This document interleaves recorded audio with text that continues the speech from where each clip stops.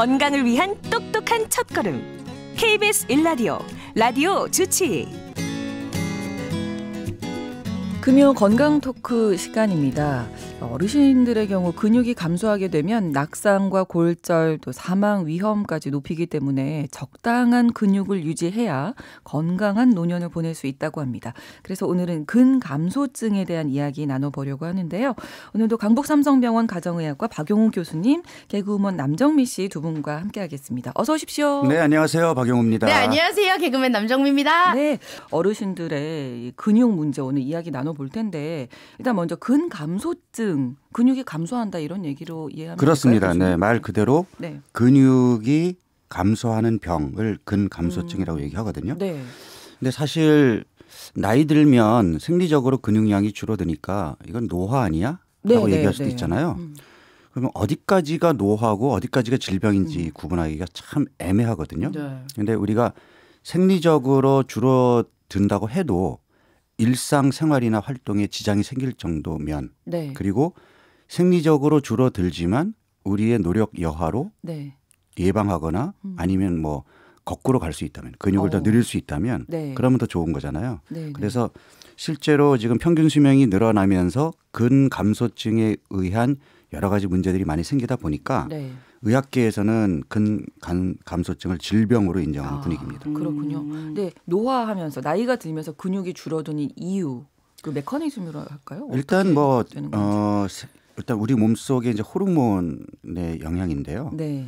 우리 이제 어렸을 때 이제 성장에 관여하는 성장 호르몬이 이제 20대부터 감소하기 시작하거든요. 네. 이 성장 호르몬이 왕성하게 분비가 되면 근육이 붙고 체지방이 적극적으로 쓰이입니다. 네. 거꾸로 성장 호르몬의 분비가 줄어드니까 줄어들어서? 근육도 줄고 지방이 늘겠죠. 또 성 호르몬도 영향을 주거든요. 일반적으로 여성들보다 남성들이 근육량이 많고 또 근육을 키우기도 훨씬 유리한 네네. 환경인 이유가 남성 호르몬 때문이거든요.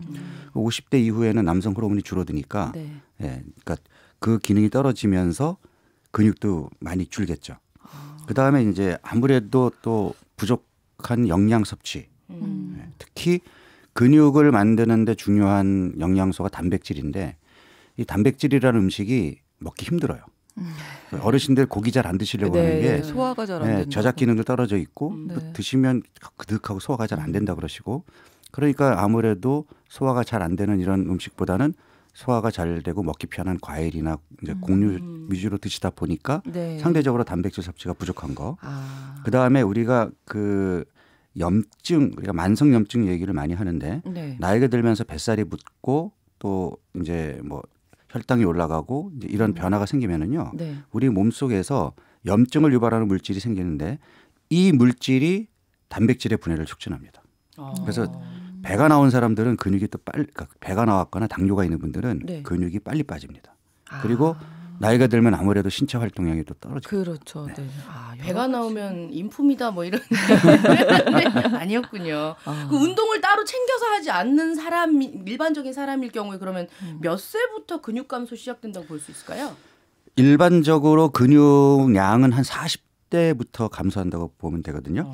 그래서 뭐 사람 개인마다 차이는 있겠지만 네. 통계를 보면은 그 70대까지는 매 10년마다 한 8%씩 줄어든대요. 그리고 그 이후로는 매 10년마다 15%씩 줄어든답니다. 그러니까 일단 65세 이상 노인 인구가 되면 네. 그러니까 노인이라는 그 범주에 들어가게 되면 네, 네. 근육이 젊었을 때 빠지는 것보다 훨씬 더 빠른 속도로 빠진다고 그러네요. 이해하시면 돼요. 그렇구나. 3245번으로 지금 방금 올려주셨는데요. 우리 남편이 건강검진을 했는데 근감소증으로 나오셨대요. 네. 혹시 골다공증으로 이게 진행되는지 궁금하시다고, 키가 줄고 있으시다고.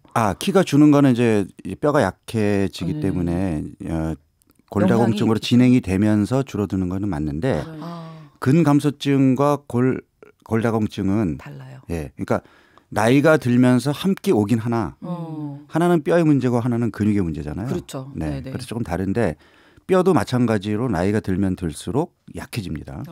네, 그래서 우리가 이제 골다공증에 대해서는 많이 안단 말이죠. 그렇죠. 그러면 골다공증이 사실은 문제가 되는 거는 골다공증이 있다고 해서 증세가 있는 건 아니에요. 네. 그래서 뼈가 약해 있지만 본인은 모르고 있다가 이제 겨울철에 낙상을 하게 되면 보통 엉덩방아를 찢거나 넘어지게 되면 뼈가 약한 분들은 엉덩방아를 찌면 척추의 압박골절이라 그래가지고 네. 척추가 이렇게 눌리거든요. 그리고 대퇴 우리 이제 이 허벅지 쪽에 대퇴부 경부 쪽 네. 거기에 뼈가 잘 부러져요. 그럼 그런 그러니까 허리뼈나 이런 대퇴골 경부 쪽은 금이 가고 부러졌다면 무조건 누워 있어야 되거든요. 못 움직입니다. 그럼 나이 드신 분들이 또 근육이 또 네, 감소하고. 오래 누워 있다 그렇군요. 보면은 이제 사단 나는 거죠. 근육은 계속 더 빠르게 감소할 뿐더러 네. 그러다 보니까 면역력도 떨어지게 되고 결국은 골절이 아닌 2차 뭐 합병증인 폐렴이나 이런 다른 질병으로 사망을 하시게 되거든요. 근데 문제는 뭐냐면 뼈가 약해서 넘어지는 게 아니라는 거죠. 근육 때문에. 그렇죠. 그러니까 흔히 이제 우리가 이제 근력이나 그러니까 근육의 크기, 그다음에 근력, 근육의 기능 이런 것들이 다 떨어진다고 얘기를 하는데 네네. 평형성, 유연성 이런 것들이 이제 떨어지니까 잘 넘어지겠죠. 근데 통계를 보면 평형성, 유연성보다도 오히려 근육량이 부족할수록 더 낙상 위험이 큰 걸로 돼 있거든요. 그렇겠네요. 그러니까 네. 뼈만 걱정하실 게 아니고 근육 근육도 감소되는 네, 게 근육 감소에 어르신들은. 대해서도 신경을 쓰셔야 돼요. 네. 그럼 지금 보내주신 우리 청취자께서는 그럼 이제 남편분이 근 일단 감소증도 진단은 같이 있고? 받으셨어요 지금. 네. 네. 그 진단을 받으면 이게 안 좋아질 수 있으니까 지금 내려진 진단이겠죠. 그렇죠. 그러니까 지금 근육 감소증이다라고 말씀을 들었다는 얘기는 네. 지금부터 좀 신경을 써서 적극적으로 근육이 더 이상 빠지지 않게 노력하고 그렇죠. 할 수 있다면 근육량을 더 키울 수 있게 하십시오라는 거죠. 일단 그럼 청취자님 끝까지 들어주십시오. 네, 저희가 오늘 방법도 이 시간이 좀, 예, 아주 중요한 시간이실 것 같고요. 그렇습니다. 보통 남성이 근육이 아까 많다고 호르몬 영향 때문에 네. 말씀해 주셨는데 그러면 여성의 경우가 근육이 더 빨리 줄어드는 건가요? 아무래도 그런 경향이 있습니다. 네. 그래서 같은 연령 대비 남성보다는 여성의 근 감소증이 더 많아요. 그러면 이거 좀 반대로 생각해 보면 왜 네. 그 헬스장 가면 이렇게 바디빌더들 막 사진 붙어 있잖아요. 그 여자들이 아무리 운동해도 근육이 잘 안 붙어라고 얘기하는 건 타고나기가 근육을 적게 갖고 타고났기 때문인가요? 그렇죠. 그러니까 남성 호르몬이 상대적으로 적기 때문에 남자들보다는 근육이 붙는데 조금 힘이 들긴 해요. 네. 그래서 제가 이제 농담처럼 얘기하는 게 부부가 함께 운동. 다이어트 네네. 하게 되면 무조건 남편이 이긴다. 아. 상대적으로 남자들이 그 근육량 시합을 하면 안 되겠네요. 내기를 하면 안 되겠네요. 근육량이 많기 때문에 사실 운동을 해도 훨씬 체지방이 잘 빠지고요. 그러니까 여자들은 맞아요. 체지방이 남자들보다 잘 빠지지도 않는 데다가 네, 또 네. 붙기는 왜 이렇게 잘 붙어요? 맞아. 너무 빠르게. 네. 맞아. 그런가 하면 근육은 빠지기는 쉬운데 또 붙이기가 그렇게 어렵단 말이죠. 그건 실제로 그 이제 이 몸을 만드는 분들이 다 얘기하는 거예요. 남자들도 물론 쉽진 않지만 여자들은 정말 근육 붙이기가 너무 힘들어요라는 얘기를 많이 하시거든요. 네네네. 만약에 그 성호르몬의 분비가 조금 주는 왜 남자들이 드라마 보고 울고 여자들이 뭐 강해지는 연세 게 드시면서 네, 갱년기에 호르몬이 이렇게 분비되는 게 줄기 때문이라고 하잖아요. 그게 이제 오해하시면 안 되는 게 네. 분비가 이렇게 하나는 늘어나고 하나는 줄어드는 게 아니라 네.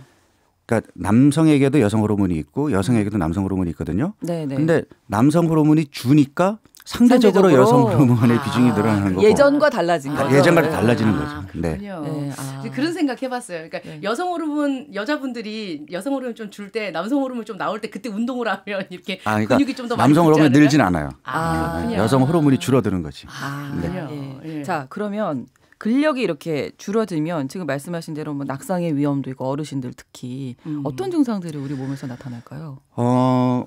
일단 걸음걸이가 느려집니다. 네. 힘드시니까. 네, 그래서 네. 걸음이 예전보다 이렇게 느려지는, 그러니까 본인이 느끼면 굉장히 그건 심한 거고 예. 옆에서 봤을 때 조금 느려 보이면 근육량이 많이 줄어들으셨나 이제 한번 생각해야 되고 네. 그다음에 물건 이렇게 쥐다가 자꾸 떨어뜨리는 거.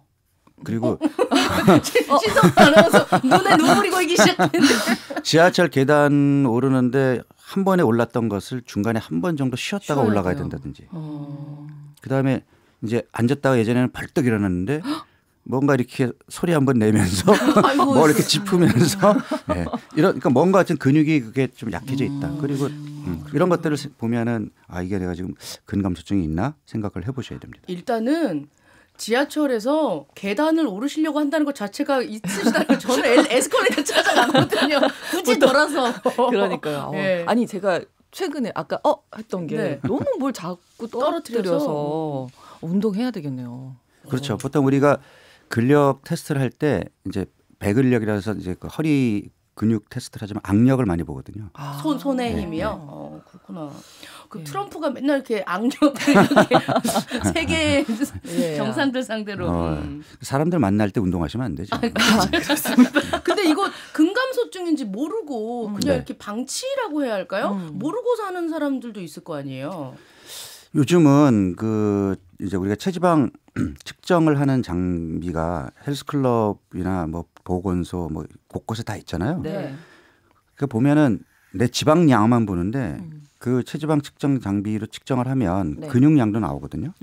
네, 그래서 그 근육량으로 확인을 해보시는 방법도 있는데 문제는 뚱뚱하신 분들에게는 네. 이 검사가 근육량을 실제보다 과대평가해서 나옵니다. 네, 그러니까 적정. 근데 사실 문제는 건강한 체중, 정상 체중을 가진 사람은 체지방 검사 안 하거든요. 네.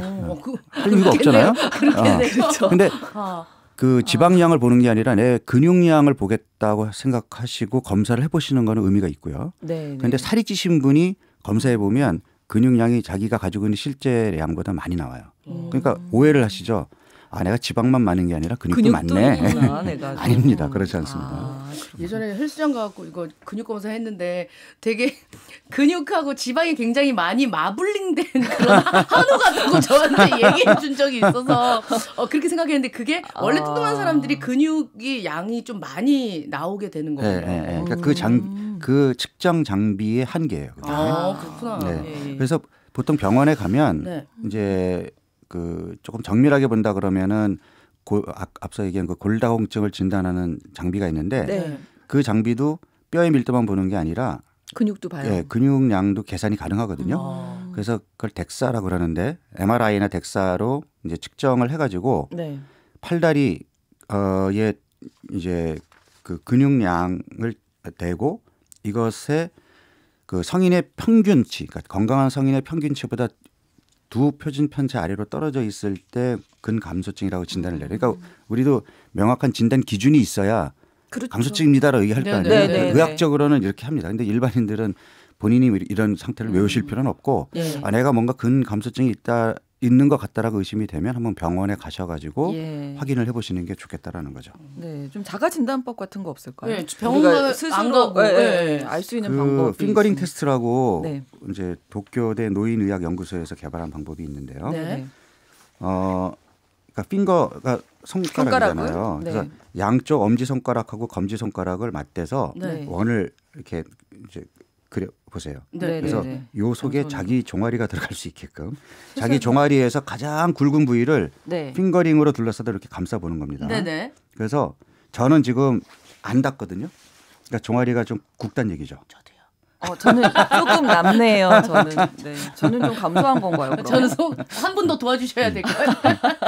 예. 그래서 네. 손이 딱 딱 맞는 맞으면 사람은 안 맞는 사람보다 근감소증 위험이 2.4배 높고요. 헐렁한 사람은 네. 6.6배로 더 높습니다. 그렇구나. 그리고 의자에 앉았다 일어나는 것을 스스로 이제 5회를 반복해 보는데 네. 타이머로 측정을 해보세요. 그래서 15초보다 오래 걸리면은 근감소증을 의심해야 되고요. 그 다음에 400m 정도 거리를 걷는데 네. 6분 이상 걸리면 근감소증일 확률이 높습니다. 이거 핑거링 테스트가 이게 되게 자기 종아리를 스스로 해볼 수 둘러서 있으니까요. 해볼 수 네, 있는 네. 거군요. 네네. 그러니까 실제로 뭐 이제까지 관련된 연구들이 엄청 많은데 허벅지와 종아리가 굵을수록 오래 삽니다. 하체가 튼튼해야. 네. 네. 계속 유지를 해야겠네. 여성분들이 사실은 하체가 튼튼해지는 걸 많이 고민하시는데 맞아요. 그게 건강의 지표군요. 네. 그 우리나라 그 경희대 병원에서도 조사를 한 게 있는데 네. 근감소증으로 진단받은 환자의 85%가 네. 종아리 둘레가 32cm 미만으로 나왔거든요. 그래서 우리가 그냥 집에서 줄자로 종아리의 가장 굵은 부위를 쟀을 때 네. 일단 뭐 32cm 미만이면은 무조건 그건 근감소증으로 봐야 됩니다. 아니 이런 거 좀 나 너무 지금 봤는데 좀 헐렁해 걱정하시는 분들은 네. 이거 어떻게 갑자기 키우지? 약 같은 거 없나? 좀 복용할 수 있게. 네. 이렇게 골다공증 같은 경우는 약을 드시잖아요. 네. 예. 네.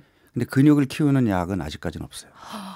그렇구나. 그럼 네. 역시 운동밖에 운동입니다. 네. 없군요. 저는 딴 얘기인데요. 궁금한 게 약 같은 거 여성들이 뭐 생리통이 있거나 그러면 이제 왜 두통에도 잘 듣고 뭐 치통에도 듣고 생리통 모든 통증에. 예. 네. 그러면 제가 생리통이 있을 때는 이 약을 먹으면 생리통이 있는 그 부위만 가서 얘네들은 작용을 하는 거예요? 근데 저도 궁금했었어요. 근데 사실. 온몸으로 다 퍼지지 않나요? 약을 먹으면? 골다공증으로 약 먹으면 무릎 도가니에 가서만 얘네들이 작용하는 건 아닐 거 아니에요. 네. 일단 우리가 진통제라고 하는 거는 그러니까 말 그대로 통증을 완화시키는 거니까 어디에 있는 통증이든 다 완화를 시킵니다. 그렇구나. 네. 그래서 지금 말씀하신 것처럼 예를 들어서 나이 드신 분들이 퇴행성 관절염으로 무릎이 아프단 말이에요. 네. 네. 그런데 이 약이 무릎에만 딱 가서 작용을 하면 제일 좋을 텐데 네. 전신으로 도니까 네. 그러니까 조금 아하. 아쉬운 게 있죠. 그래서 우리가 이렇게 붙이는 약이 나온 이유가 파스 같은. 딱 그 부위에. 그 부위에 집중적으로 작용하게끔. 왜냐하면 진통제 먹게 되면 뭐 좀 예민하신 분들은 속도 좀 불편하고 네. 네. 그리고 아무래도 전신으로 가기 때문에 다른 또 부작용도 생길 수가 있잖아요. 네, 네. 역시 우리 박영훈 교수님 척척 박사님이시네요. 아니, 궁금했는데. 상식적인 얘기예요. 죄송합니다. 의사들 사이에서는. 네. 자, 그러면 지금 이제 많이들 질문 주시는 게 운동 어떻게 해야 되나요? 뭘 좀 먹으면 좋을까요? 맞아요. 예를 들면 앞서서 제가 오프닝에서 비타민 D 결핍에 대한 얘기 말씀 많이 드렸는데 비타민 D, 오메가3 이런 영양제 먹는 게 좀 도움이 될까요? 근감소증 있는 분들이. 그러니까 근감소증이 있는 분들의 제가 앞서 원인 중에 네. 영양 섭취 부족도 네, 네, 네. 중요하다고 말씀드렸잖아요. 네. 아무래도 이제 단백질 섭취가 예전만큼 충분치가 못하니까 근육이 더 빨리 빠졌겠죠. 그렇죠. 근데 이런 분들을 보면 단백질만 부족한 게 아니더라고요. 전반적으로 식사 자체가 좀 불량하세요.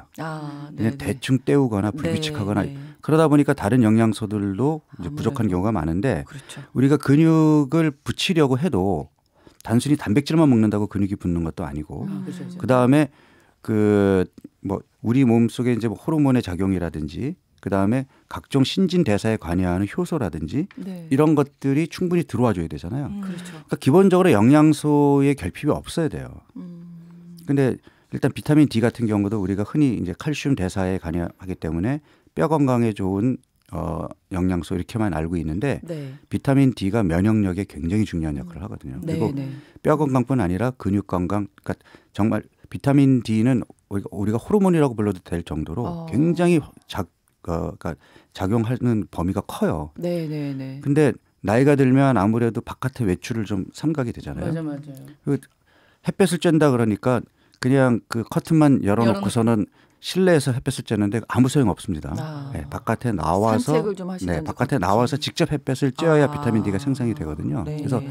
그런 것도 중요한데 아무래도 또 겨울철에는 일조량도 짧은 데다가 오늘처럼 이렇게 미세먼지 많이 이러면은 아무래도 네, 이제 네. 내가 받을 수 있는 그리고 또 자외선이 좋은 역할만 하는 게 아니잖아요. 네. 피부 노화에도 그러니까 피부 노화에 또 나쁜 영향을 주니까 그래서 그런 부분들을 부족할 수 있는 것을 영양 보충제 형태로 저는 드시는 걸 권해요. 특히 비타민 D 같은 경우는 네. 현대인들은 거의 결핍이 있다고 보시면 돼요. 네, 네. 제가 이제 드시는 게 좋다. 네, 건강검진 결과를 보면 네. 정상을 그러니까 정상 범위 이상으로 잘 유지되시는 분한테 여쭤보면 100이면 100 다 주사를 맞거나 약을 드시는 분이에요. 그렇군요. 저도 한참 결핍돼 있더라고요. 네, 그러니까요. 이거 지금 좀 난 조금 나이가 있어 노인인데 이 근력 운동 걷는 것도 근력이라고 보면 되는 거예요? 그럼요. 그러니까 근육에 자극을 주는 거는 다 도움이 됩니다. 그러니까 우리가 지금 앉아 있잖아요. 네. 네. 서 있는 것과 앉아 있는 것의 차이가 뭘까요? 안 움직이는. 지탱? 하체 근육에 힘이 들어가느냐 안 들어가느냐의 그렇죠. 차이잖아요. 그렇구나. 이것도 큰 거예요. 그러니까 앉아 있기보다는 서 있기만 서 있는 해도 게. 하체 근육에 계속 자극이 들어가잖아요. 그러니까 그러면 우리가 서 있을 때 인형 세워봤잖아요. 네네. 세우기 어렵죠. 네, 네. 이 중심. 그럼 우리는 아무 생각 없이 서 있지만 네. 우리 몸속에서는 똑바로 균형을 잡으려고? 잡기 위해서 계속 신호가 오가고 있는 거예요. 그리고 그러니까 우주인들이 이제 우주선 타고 무중력 상태에 갔다가 오면은 네. 뼈하고 근육이 굉장히 약해져 빠르게 있어요. 약해져 있거든요. 이게 중력의 영향 때문에 우리는 중력의 영향을 받기 때문에 뼈와 근육이 그나마 힘을 유지할 수 있는 거거든요. 네. 근데 지금 이렇게 앉아 있다는 거는 상대적으로 중력을 한 반 정도밖에 안 받고 있는 거죠. 우리 그러면 일어나서 우리 마이크 좀 높여주세요. 예, 저희 건강을 위해서 그래. 예, 서서 하겠습니다. 일단 그러면은 근력 운동이 걷는 것만으로도 몸에 도움이 된다는 말씀이죠. 그렇죠. 그러니까 우리 몸은 안 쓰면 퇴화하잖아요. 네. 그렇습니다. 예. 우리 뭐 이렇게 어렸을 때 막 뛰어놀다가 넘어져서 이제 깁스를 하면 네. 그리고 풀어보면 어떻게 돼 있어요? 가늘어져 있죠. 맞아. 또 가늘어져 운동해야 되잖아요. 네. 맞아, 맞아. 왜 가늘어져 있죠? 안 썼으니까. 안 썼으니까. 그냥 가만히. 그러니까 젊은 애들도 안 쓰면 퇴화하는데 네. 나이 드신 분들이 그렇잖아도 생리적으로 근육이 약해지는데 나 무릎 아파서 허리 아파서라는 핑계로 계속 누워 계시고 앉아 계시면 더 어떻게 될까요? 그러니까 그러네요. 제가 답답한 게 뭐냐면 이제 퇴행성 관절염으로 무릎 아프신 분들 병원 가면 무릎 아파요 그러면 의사 선생님들이 다 소염 진통제를 처방하겠죠. 네. 그럼 진통제 먹으면 안 아프잖아요. 네. 안 아픈 게 치료가 된 게 아니란 말이에요. 그러고서는 무리하지 마세요. 계단 오르시는 거 주의하세요. 이렇게 네. 얘기하면 선생님이 무리하지 말라 그랬어. 계단 이용하지 말라 그랬어. 그리고 계속 안 움직이신단 말이에요. 네네. 안 움직이면 통증은 없겠지만 근육은 더 빨리 위축이 될 거고 근육이 튼튼해야 관절이 받는 힘을 근육이 분산해서 받기 때문에 네, 관절의 부담이 그만큼 줄어들거든요. 그리고 움직여야 체지방도 빠지고 몸이 가벼워져야 관절도 그 무게를 훨씬 적게 느끼잖아요. 그러니까 퇴행성 관절염이 있는 분들일수록 네. 오히려 계단 오르기를 해서 계단 허벅지 오르기. 근육을 더 키워야 되는데 아. 선생님이 계단 이용하지 말라고 했어요. 그렇게 본인이 운동하기 싫으니까 예식대로, 핑계를 대시는 거예요. 해석을 하시고 네. 그러시면 안 됩니다. 네. 그러면 대부분 이제 걷기나 계단 오르기 또 근력 운동을 따로 이렇게 노는 따로 분- 하시면 네. 저는 좋아요. 그래서 요즘에는 그 이제 요가나 필라테스나 이런 것들 이제 기구를 이용해서 하는 운동도 네. 그 나이 드신 분들에게 이렇게 맞게끔 하는 프로그램들이 나와 있고요. 네. 네. 헬스클럽 가면은 보면 꼭 젊은 애들만 그 트레이너랑 같이 이렇게 운동을 하는데 네. 나이 드신 어르신들도 혼자 운동하는 것보다는 특히 근력 운동은 혼자 도움을 운동하는 받으셔야 것보다는 되겠죠. 전문가의 도움을 받는 게 좋아요. 네. 그렇군요. 네. 저렇게 박용훈 교수님 굉장히 강하게 네, 말씀하시는 거 오늘 보니까 모처럼 강하게 좀 말씀하셔서 근육력 한 네. 1000% 되는 거 같아요. 네. 이래도 운동 안 하시겠습니까? 오늘 맞아요, 이런 맞아요. 말씀을 좀 해주셨습니다. 9185님이 이거 끝으로 잠깐 여쭤볼게요. 스태퍼 하면 관절 안 좋아질 수 있다는데 이것도 핑계일까요? 네, 핑계입니다. 그럴 것 같아서 제가 질문 드렸습니다. 운동 무조건 하셔야 됩니다. 스태퍼야말로 오히려 달리기보다는 관절의 부담이 덜 가는 운동이죠. 그렇군요. 네. 우리 청취자님 혹 때려다가 혹 붙이던데 오늘 열심히 운동하셔야 하세요. 되겠습니다. 네. 오늘 건강 토크 근육을 키워야 노년이 건강하다라는 주제로 이야기 나눠봤습니다. 강북삼성병원 박용우 교수님, 개그우먼 남정미 씨 두 분과 함께했고요. 다음 주 또 뵙겠습니다. 고맙습니다. 네, 감사합니다.